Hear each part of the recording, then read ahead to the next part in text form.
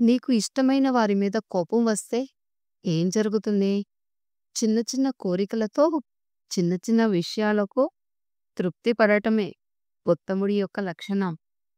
ఖర్చు విలువ తెలియకుండా అర్ధాంగిని, కష్టం విలువ తెలియకుండా కుమారుడిని, బంధాల విలువ తెలియకుండా కూతురిని ఎంత పెంచినా వ్యర్థమే. మీరేమంటారు? మీ యొక్క బలం ఉపయోగించి ఎదుటివారి మీద గెలవటం చాలా సులభం. కానీ మీ యొక్క గుణం ఉపయోగించి ఎదుటివారి మనసు గెలవటం చాలా కష్టం. ఏమంటారు? కామెంట్ చేయండి. ఏ పరిస్థితుల్లోనైనా మంచిగా ఆలోచించే మనిషిని ఏ విషయం కూడా చంపలేదు.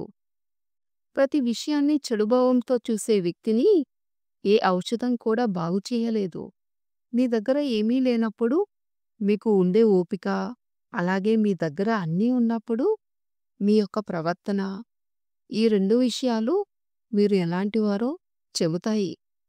తలరాతను ఎప్పుడూ కూడా నిందించకండి. ఒక కష్టం నిన్ను బాధిస్తే 100 సంతోషాలు నీకోసం ఎదురుచూస్తూ ఉంటాయి. ఒకరు బాగుపడితే చూడలేని వారు తాము బాగుపడ్డా కూడా సుఖపడలేరు. ఏమంటారు? ఈ సమాజం చాలా విచిత్రమైంది కదా! ఇక్కడ అబద్ధాలు చెప్తేనే బంధాలు నిలబడతాయి. నిజం చెప్తే బంధాలు విరిగిపోతాయి. ఏమంటారు?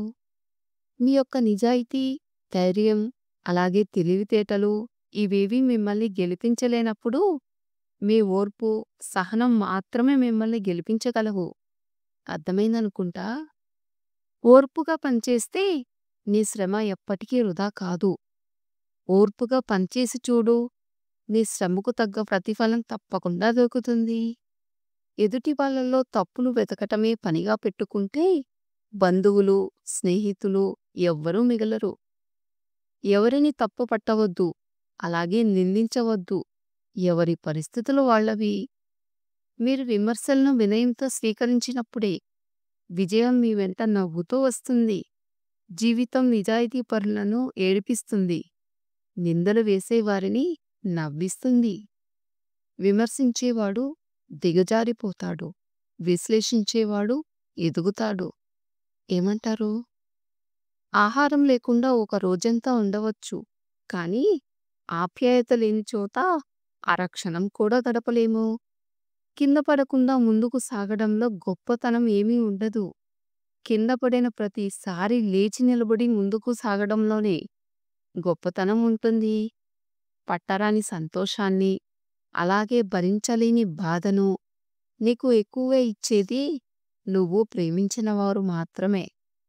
మంచివాడి కోపం మంచులాంటిది, వెంటనే కరిగిపోతుంది.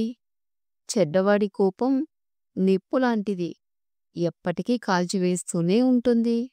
అందుకే చెడ్డవారితో జాగ్రత్తగా ఉండండి. ఎవరినైనా సరే వ్యక్తిత్వంతో ఆకట్టుకోవాలి కానీ అందంతో కాదు. ఎందుకంటే అందం జీవితాంతం ఉండదు. ఈరోజు ఉంటుంది, రేపు ఉంటుందో లేదో తెలియదు. గొప్ప వ్యక్తిత్వమే శాశ్వతంగా ఉంటుంది. మీరు ఎవరి కోసం ఏడవకండి. మీరు ఏడ్చినంత మాత్రాన వాళ్ళు మీ వాళ్ళు కారు. వాళ్ళు మీ వాళ్ళైతే మిమ్మల్ని ఎప్పటికీ ఏడిపించరు.